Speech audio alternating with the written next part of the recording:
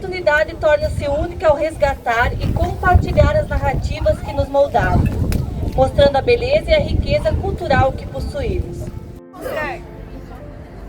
Afasta uma perna da outra, chacoalha pro lado.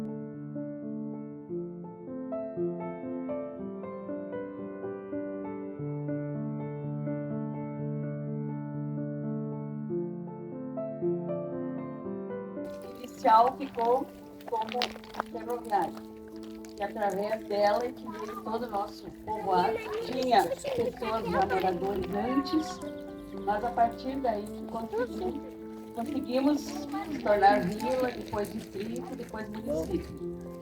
Então eu não consigo imaginar como que era mato fechado, muitas árvores, sabe, sei lá quanto tempo tinha. E eles vieram desbravando de Coxilha para cá, muito antes, e foram até Marcelino Ramos.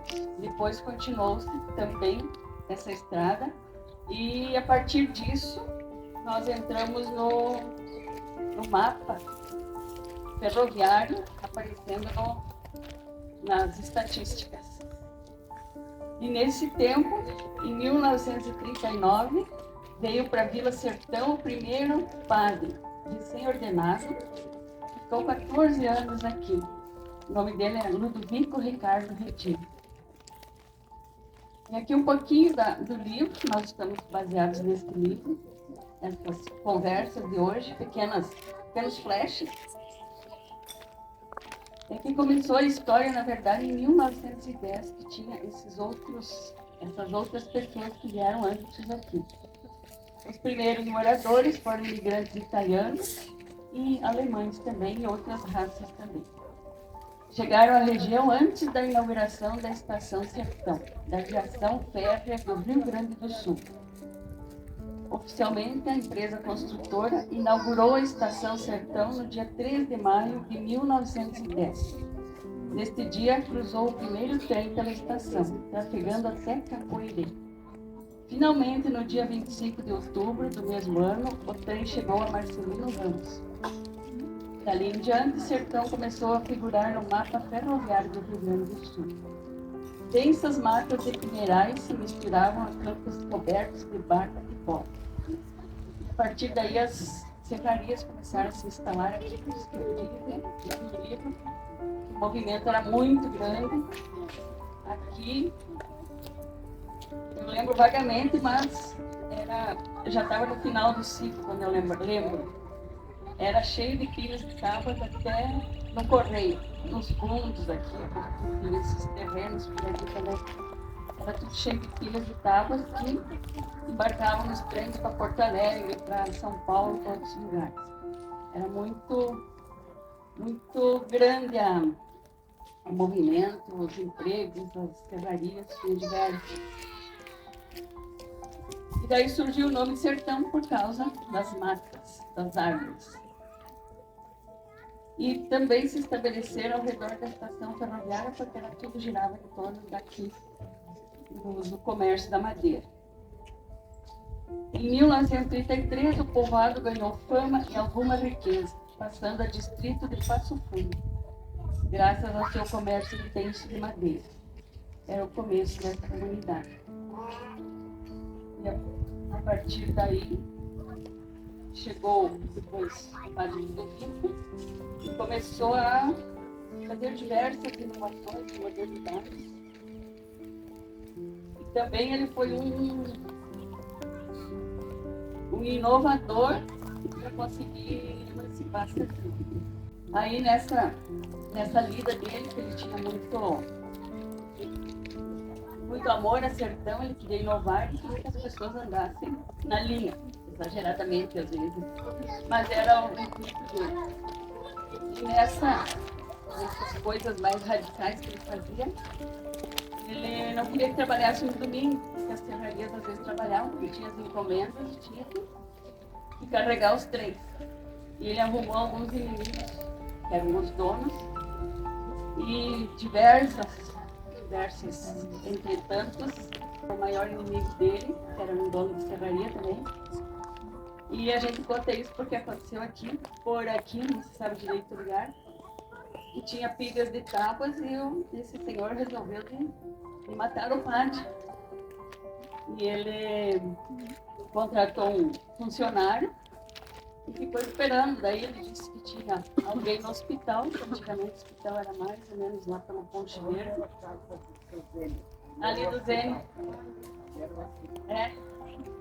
Não sabia direito o lugar.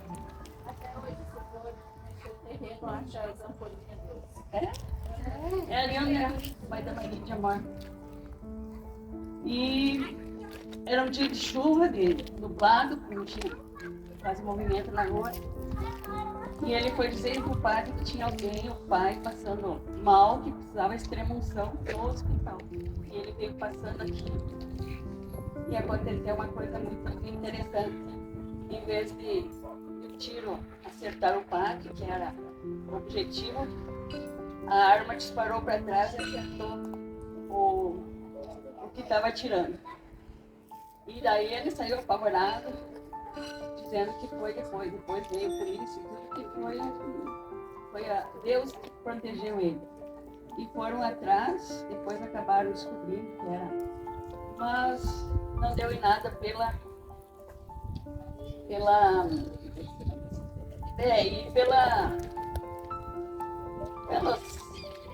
interesses e outras coisas que tem que não deu nada, mas foi um milagre.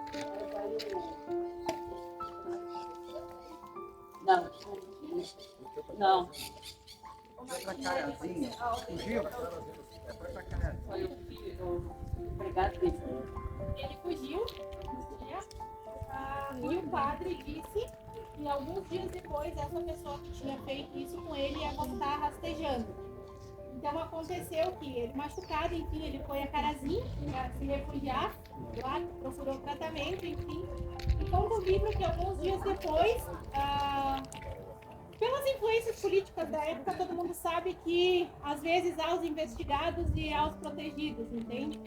E esse, no caso, quem cometeu era um protegido.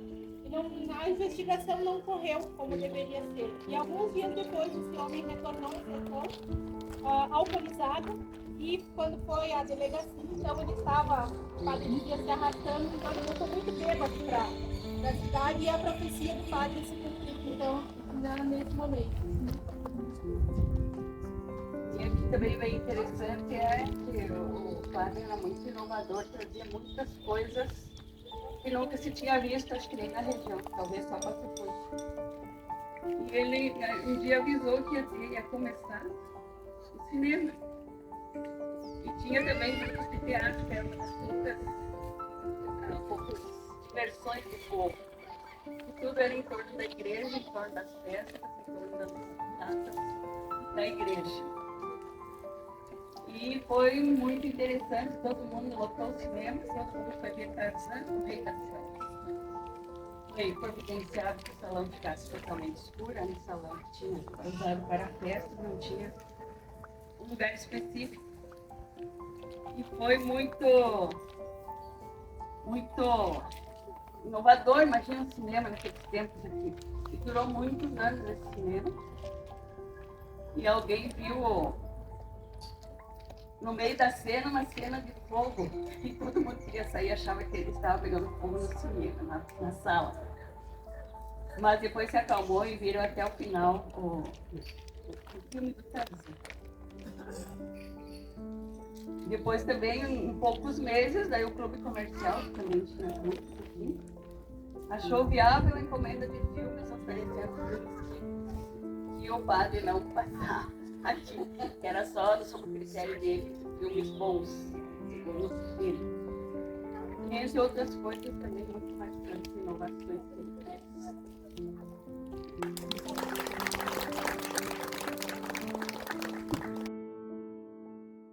O segundo ponto ficou a meu cargo contar um pouquinho das curiosidades e histórias a respeito do livro. Então, na época do padre, eu não sei se vocês sabem, mas o padre chegou aqui em 1939 e ficou até 1953. Então esse foi o período que o padre esteve presente na cidade, período da Segunda Guerra Mundial. entre todos os conflitos então, que aconteceram no mundo, foi o desenvolvimento do Sertão. O Sertão chegou a ter 16 mil habitantes aqui na cidade nesse período. Hoje passamos frouxo um pouquinho de 5 mil, né? Então vocês imaginem Sertão nessa época com 16 mil habitantes, nós tínhamos 3 hotéis a pleno funcionamento na cidade. Uma cidade aqui da região, uma das mais prósperas que tinha. E o padre, nesse contexto, ele era tanto religioso quanto, podemos dizer assim, a autoridade política também da cidade. Aqui nós não éramos emancipados ainda, nós éramos uma subprefeitura de Passo Fundo nesse período. Então, vinham para cá quem era mandado pelo prefeito de Passo Fundo, não eram cargos eletivos, então os subprefeitos eram assim determinados. E nesse contexto, o padre estava aqui na cidade também com essa ordem, como dizer, algumas desavenças que ele arrumou não foi da parte religiosa e sim da parte política. Porém, numa tarde de março de 1948, a seca estava enorme aqui na cidade, uma seca muito grande, que há 3 meses mais ou menos não se via muita chuva, as plantações morrendo, a cidade extremamente seca, e os conterrâneos, parentes da Marilise, por parte do esposo, lá ali da Capela de Santo Antônio, os Matanas, decidiram então vir falar com o padre, para pedir para o padre interceder junto às divindades para que pudesse vir chuva para a cidade. Então o padre, no próximo final de semana, convocou toda a comunidade e eles resolveram fazer uma procissão em honra a Nossa Senhora Salete. Nossa Senhora Salete é a padroeira do engenheiro Luiz Engler. Então o combinado foi que sairia um grupo do Engler e sairia um grupo aqui de Sertão. E se encontrariam então no meio do trajeto. Nesse grupo, então, todas as ordens da igreja estavam presentes.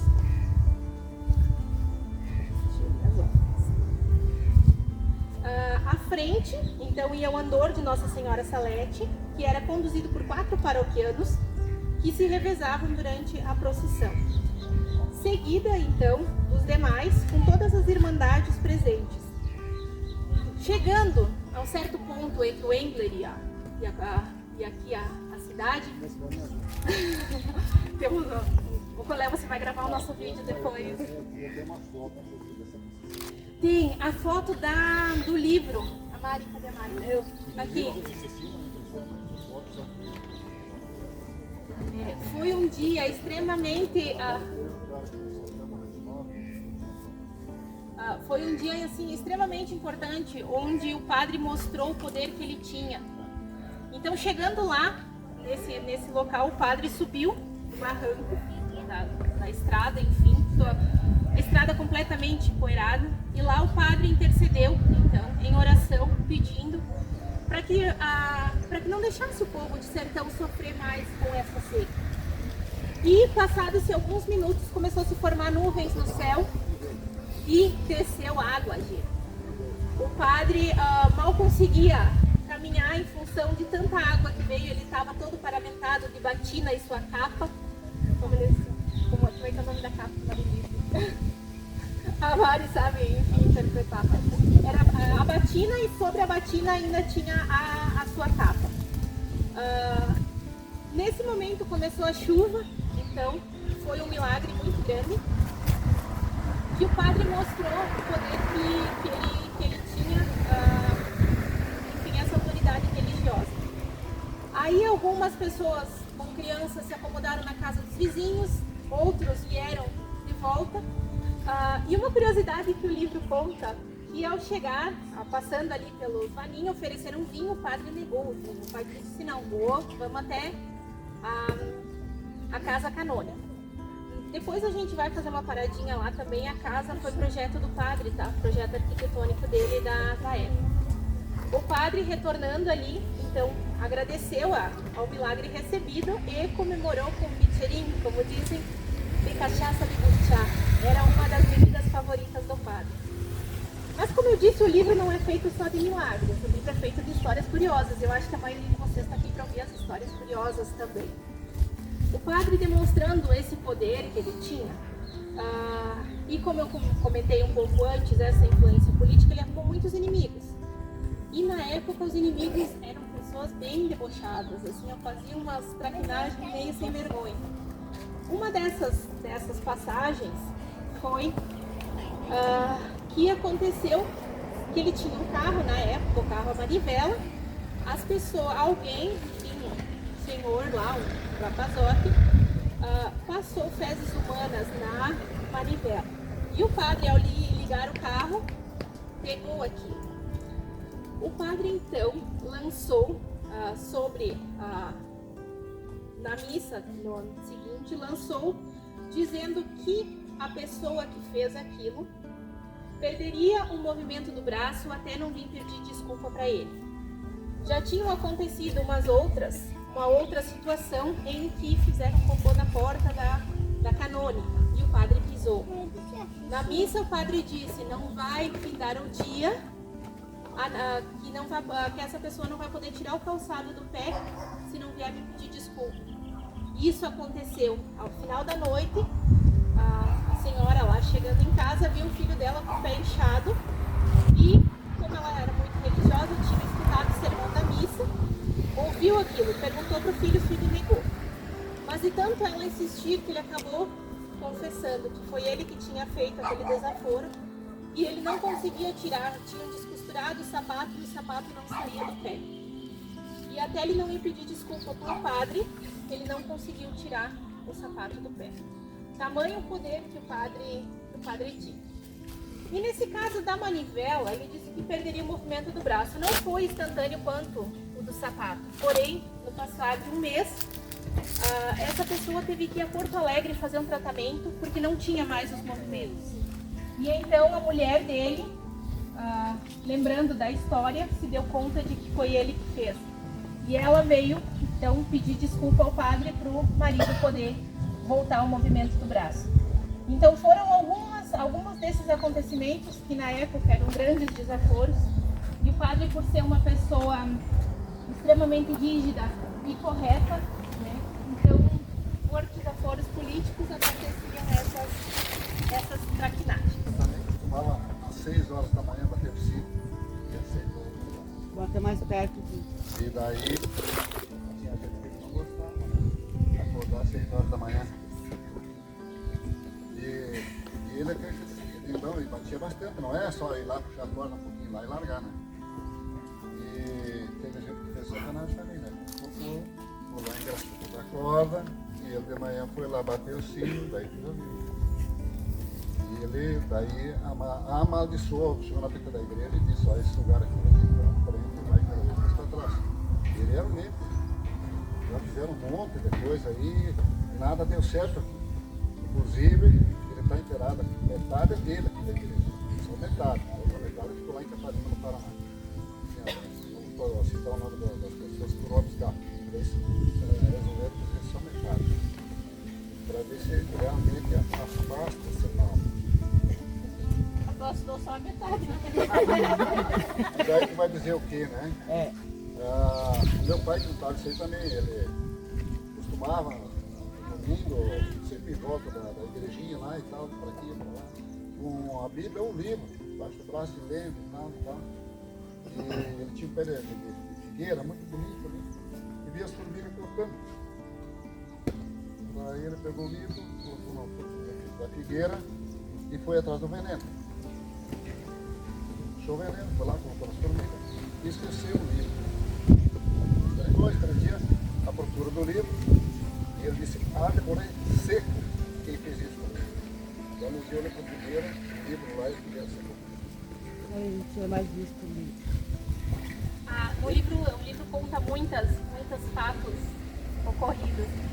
E um dos nossos propósitos hoje aqui é desmistificar também essa maldição, porque muitos dizem que o livro não, apesar do nome ser a maldição do padre, ele não relata que o padre tenha realmente amaldiçoado a cidade.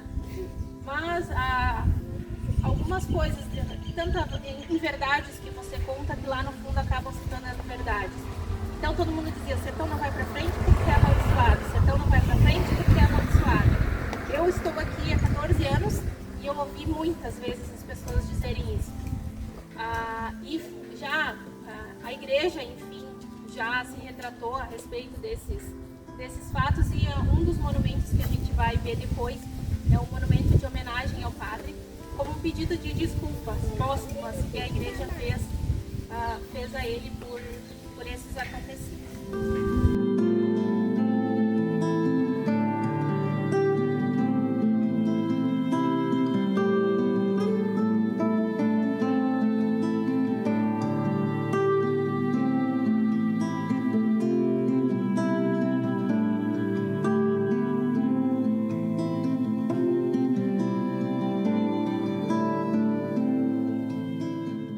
Temos aí o hospital, né?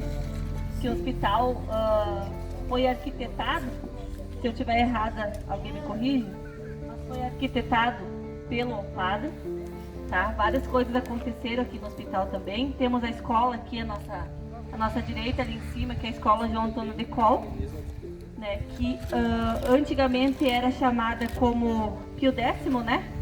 E depois passou a ser João Antônio de Col. Isso aí, de freira, isso aí mesmo. Então, aos decorrentes de 14, o padre Ludovico, então, construiu o Hospital São José. Com suas ideias inovadoras, ele arquitetou a Casa Canônica e fez um projeto para a igreja ser toda de pedra. Né? A nossa igreja era para ser de pedra, com várias torres, mas infelizmente então, o projeto dele não conseguiu aí terminar, né? Fundou as nossas 24 capelas, que acho que isso é uma coisa muito importante, né? Então a escola também, Pio X, que hoje é o João Antônio de Col. O primeiro cinema, como a nossa colega lá no começo falou, que ele fez. Durante o período de 44 a 58, então ele atuou em Sertão, fez algumas atividades, como foi comentado. Ele era um padre muito enérgico por aquela época, né? Eu acho que era um padre 1000 anos na frente daquela população naquela época, né? E ele queria que a cidade, enfim, evoluísse, né? Mas decorrente de política, e como eu disse, aquele povo, lá naquela época ele não conseguiu ir fazer muitas coisas, era banido de algumas coisas. Um dos fatos que ocorreu, então, que também foi falado, foi as cordas do sino, né? Que o padre Ludovico, como de costume, foi badalar o sino e o desaforo se cumpriu. Na missa seguinte, então, o pároco fez muito fervor, rogou uma praga, como a gente falou. Passado uma semana, então, já ficou internado com os tais sintomas. 10 dias as freiras pressionaram para se redimir, ele não fizeram, para falar do pecado que ele fez. Continuou negando. E até o 13º dia, que seria submetido a uma cirurgia, então ele corria alto risco, ele se redimiu e contou. Agora minha colega vai falar, acho que uma das coisas muito importantes que o padre fez dentro da cidade. Vou passar para ela então. Bom dia, boa tarde. Então, para o padre ter bastante recurso para fazer todos esses empreendimentos, ele realizava todos os anos uma festa chamada Festa de Todos os Santos. E essa festa era enorme, reunia cerca de 4.000 pessoas, era muito grande. E daí ali, no decorrer do dia, acontecia bingo, rifas, sorteios, brincadeiras e uma coisa chamada caça-pila. Ele tinha 3 sinos de tamanhos diferentes, que a pessoa pagava para ir lá e tocar o sino do padre. Então, cada sino era um valor, no decorrer do tamanho do sino. Então, essas festas eram enormes, lindas, e ele conseguia bastante verba para fazer os empreendimentos na cidade. Então, são 24 capelas que o padre fez em 14 anos, exceto Santo Antônio, porque a capela de Santo Antônio ela é centenária, ela já existia, ela é a primeira da cidade. Então, esse homem foi fundamental para a cidade. E daí, nessa época, ele começou a colocar a ideia nas pessoas de emancipar a cidade. Mas daí não deu tempo ainda enquanto ele estava aqui. Ele só plantou a sementinha da emancipação. Tá? Então, a gente vai agora para a igreja, próximo ponto. Obrigada.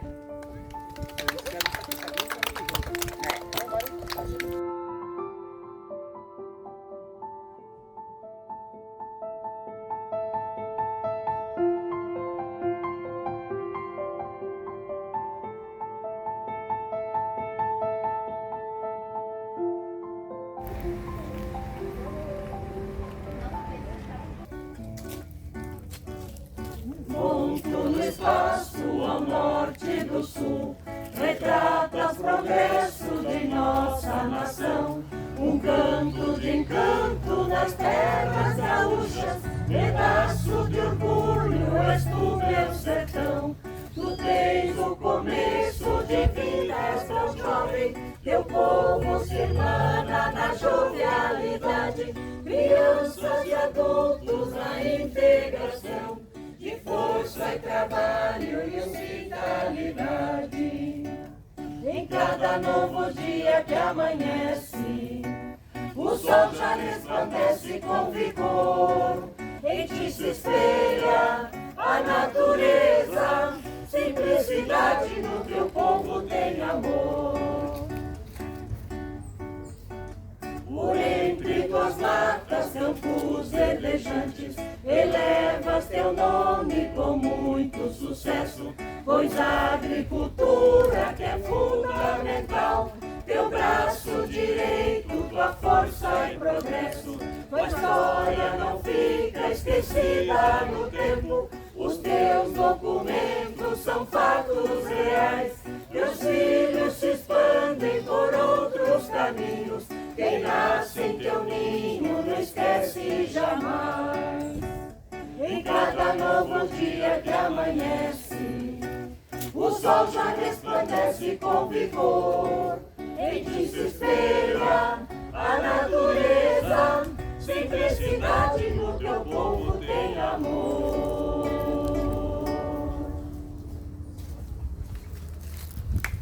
Isso mesmo.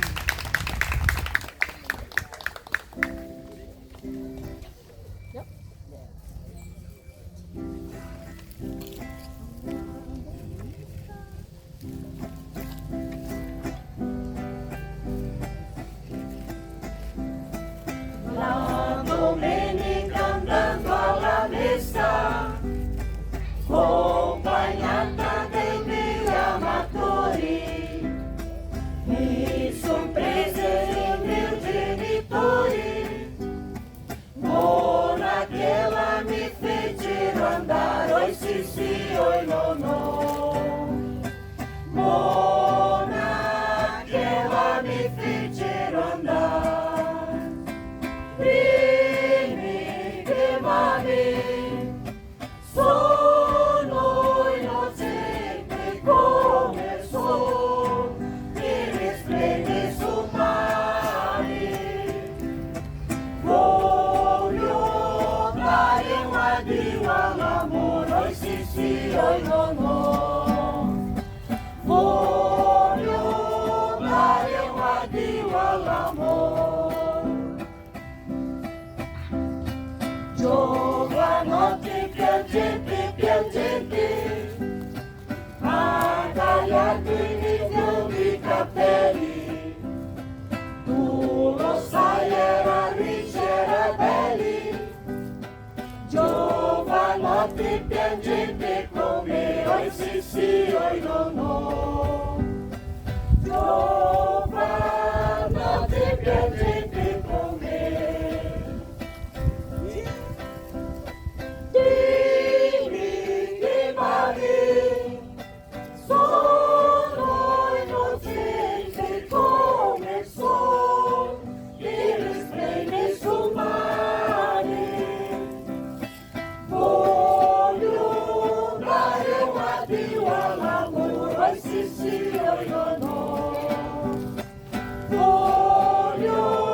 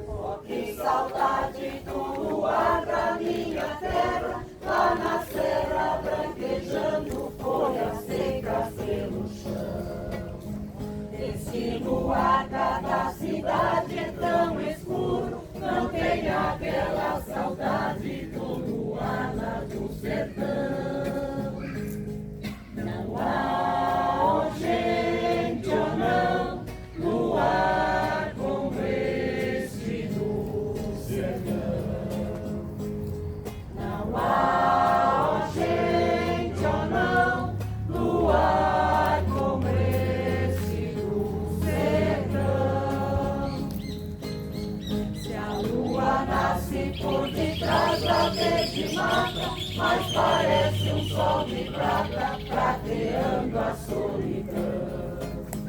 E a gente pega na viola que ponteia, e a canção da lua cheia a nascer do coração.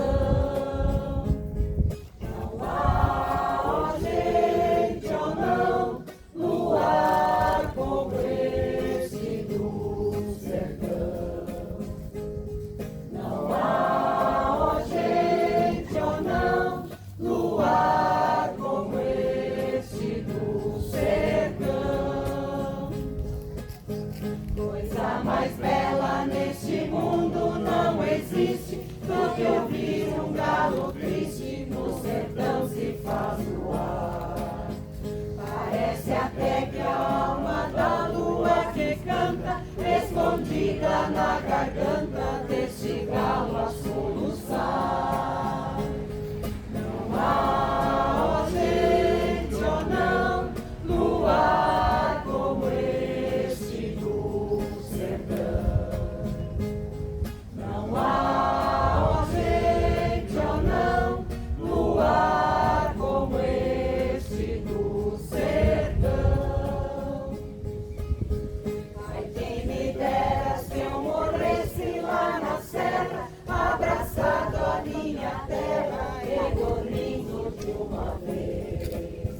Ser enterrado numa grota pequenina, onde a tarde a sururina chora a sua viuvez.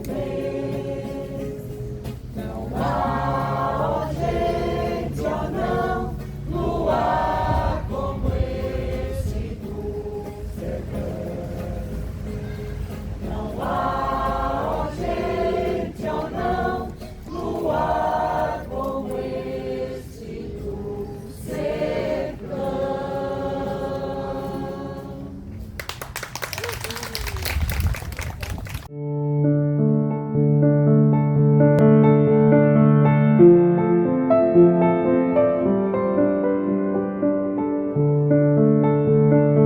Onde ele transformou a cidade quase quanto ele transformou o sertão. Lá ele construiu, tem escolas no nome dele, ele construiu um hospital, ele fez a igreja lá também. Então, mais ou menos o que ele produziu, o que ele construiu aqui em Sertão, ele foi construir lá em Realeza, no Paraná. E depois ele acabou falecendo lá, então, tempos depois foi trazido aqui. E também ali fora tem um monumento que foi feito para ele em 1999. Foi, teoricamente, uma conciliação entre a igreja e os boatos que tiveram na cidade ao respeito dele.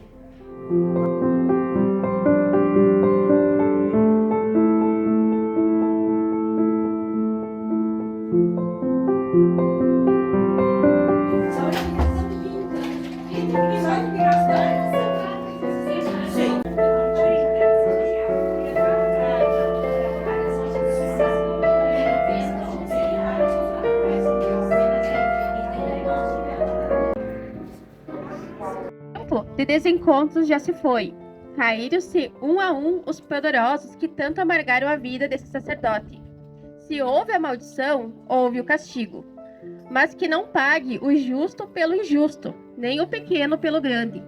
Como a vida que se renova de geração em geração, Sertão é outra, e nele circula novo sangue e novos sonhos. Aos poucos remanescentes daquele tempo haverão de testemunhar a glória que o padre Ludovico ainda está por merecer, dessa terra bendita, e que os novos saberão honrar, não como uma herança maldita, mas como um penhor de gratidão. Se o presente sempre deve ao passado, Sertão deve a este homem o encaminhamento de toda uma geração rumo ao futuro.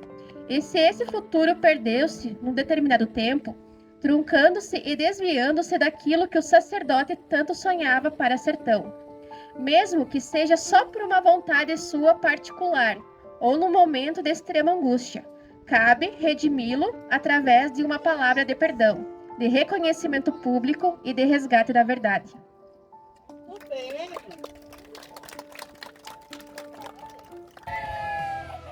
foto aqui foi em 1965? 65 na neve. Na neve? Na neve, A ó. minha mãe fala muito dessa neve. E essa aqui eu lembrava. Aqui, ó. Essa aqui é no meio da praça ali, ó. Na, Isso aqui é na histórico. praça não tinha nada. Que nunca mais vai acontecer isso. Deu 80 centímetros, ó. Aqui minha mãe desce, conta. foi tirado de cima da igreja pro hospital, ó. Colégio, hospital, ó. Tem só essa casa aqui que a nada tem esse aqui. Isso aqui tinha uma beirada. O senhor deu um falei, bom, Entendeu? Ó, algum Aqui, poste. aqui na frente, no outro lado, era um hotel. Não, o hotel, O era hotel pra era pra cá? Pra cá. Aqui, ó, da casa pra cá era o hotel. Aonde tu vai no prédio ali, sabe? Sim. Ali tinha o hotel que era do pai do fazenda assim. Tinha o hotel Prefeito, hotel Lance, que era esse do lado aqui, e o hotel da Carolina, que era lá no alto. Aqui depois foi um outro ano que começou a ter neve, mas não veio muito. Eu nasci e me criei nessa casa aqui, ó. É hoje. Aqui, ó. Eu fui ficar aqui, nasci e me criei nessa casa aqui. Tá meu irmão morando lá. Aqui nasceu Gilberto Capone, Mauro Capone. Porque aquela casa agora ali tinha uma casa bem antiga, que era ali onde foi, desmancharam para fazer o prédio, Aqui né? tu pode ver que a estrada desceu, né? Ó. Tudo terra. Que ano era isso? Caiu 66, conhece? 66. 65 dessa grande, que tem essas 3 fotos aqui, tem mais em casa. E essa aqui depois no ano seguinte caiu de novo, mas ele deu só uma manchinha, sabe? Não deu muita neve, agora essa aqui foi grande. Essa aqui é histórica. Ficou né? 3 dias e 3 noites nevando. Deu 80 centímetros. 3 de neve. dias e 3 noites. É. Aqui, ó. Esse, Ó, Janky, agora tu viu o Janky. Olha só o que nós temos aí, ó. esse rastro aqui, ó. Daí aqui já fazia um dia que parou de nevar, porque pode ver em cima do coberto, não tem mais neve, ó, entendeu? Parou de cair neve. Aí o padre começou a tocar o sino e pegou uma picape, que ele tinha uma picape, e começou a fazer o careiro nas ruas, o pessoal viu na igreja, rezar, agradecer que parou. Tá louco? Tu fica sem nada, acho que isso nunca mais vai acontecer, não né? tem transporte, não tem luz, não tem mais nada. A falecida mãe ia fora, juntar a panela de neve e botar isso no fogão. 24.